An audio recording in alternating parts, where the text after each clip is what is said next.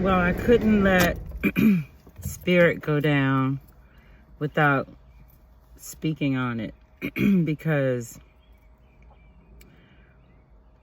Spirit took me many places. A lot of people say negative things about Spirit, and I remember the first time that I flew them having my own, like, what's gonna happen.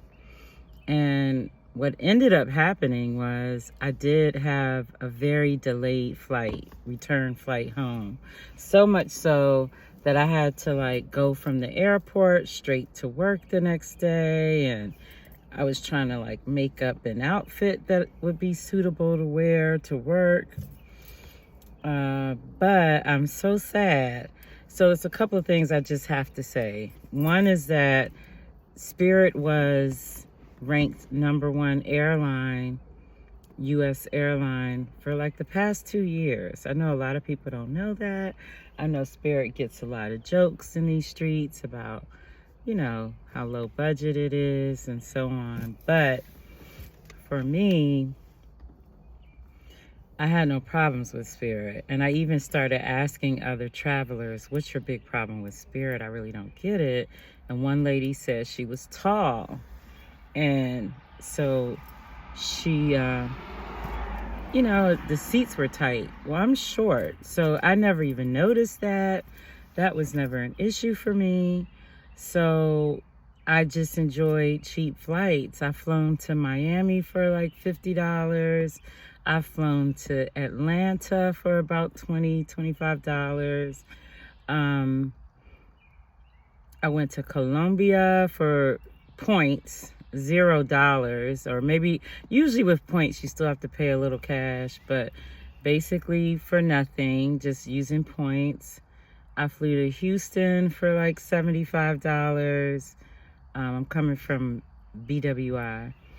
So Spirit has done me a solid. I went to El Salvador and Guatemala.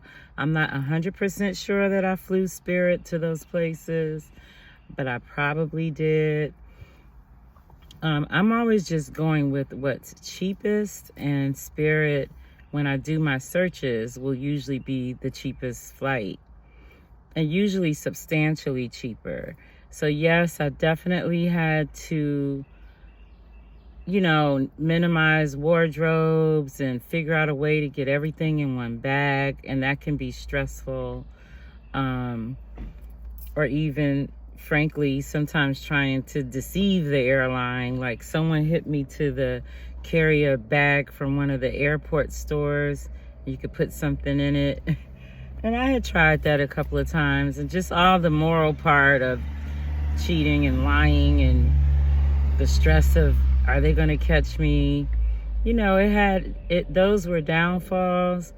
But the bottom line is, as a budget traveler, which is why I felt I had to address this. One, because I'm literally sad. Like, I'm really upset. I was in the process of booking a flight for August with Spirit. It was about $100 round trip to Florida. So I just wanted to speak on it. And thank you, Spirit, for what you did do for me.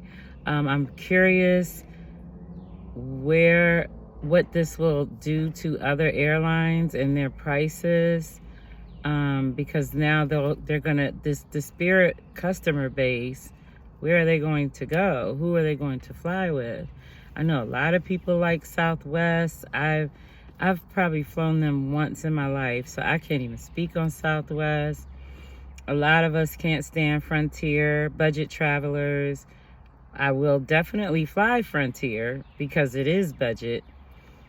But it is worse than Spirit in terms of the customer service, just all the things, the website, the app, the processes. Spirit was just easier, and their agents were better, in my opinion, just my interactions with them. So we're left with Frontier. I'm curious, will Frontier even last? And yes, it's a sad day when Spirit goes away. It is what it is, but I'm thankful, and it will definitely affect my travel choices. I'm trying to figure that out now. So my step one right now is going to be a little bit of, we won't even have Spirit to compare to, right? So if I today go and look and see, well, how much is a flight? Let's say the flight that I was planning that was like to Florida, one way was 42 and the other way was 80 or 60. So it was about $120, I think. I think it was 80. So step one for me right now is just a comparison. If I go and look for those same dates without Spirit in the running, what cost am I going to get? But after, I just happen to be in the middle of posting one. But after today, when Spirit is done, you really won't have the comparison to see what Spirit's price versus others. You only have what you got in the past.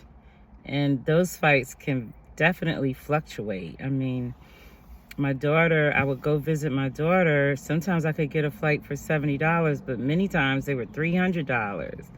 So it really fluctuates, but thank you, Spirit. I'll leave it at that. I do appreciate the times. In the groups that I'm in, someone was posting, they hope that they turn it around, like there's a comeback. But I don't believe there will be because of the way they shut down. It's like before they had some kind of bankruptcy, but they were still afloat. And then they kind of restructured their pricing back in 2024 and they had like the value, they had 3 levels and whatever. And this is the last thing I'll say. Someone in my travel groups commented on the post because I put a post in there like, oh my God, I can't believe this. And someone stated that as an airline employee, they're not surprised. And then of course people said, well, why do you say that? And they said that Spirit had like lots of accidents. They said a child was on a conveyor belt with the luggage or something. I had never had any problem with Spirit at all. Yes, I had a couple of times where my flight was delayed, but that can happen with any airline. And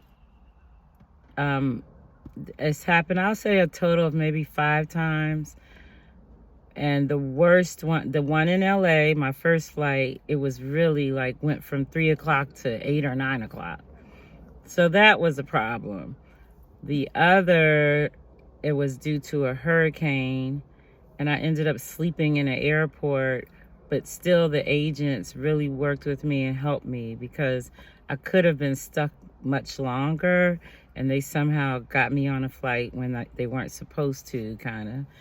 And the other ones were one delay I needed. It was a very early flight, and I accidentally left my iPad at the nail salon the night before, and it was delayed, and I was able to run up there and get my stuff. So that was a big deal. But yeah, I've been on Spirit 2 times this year, and I won't be anymore. Those are my thoughts.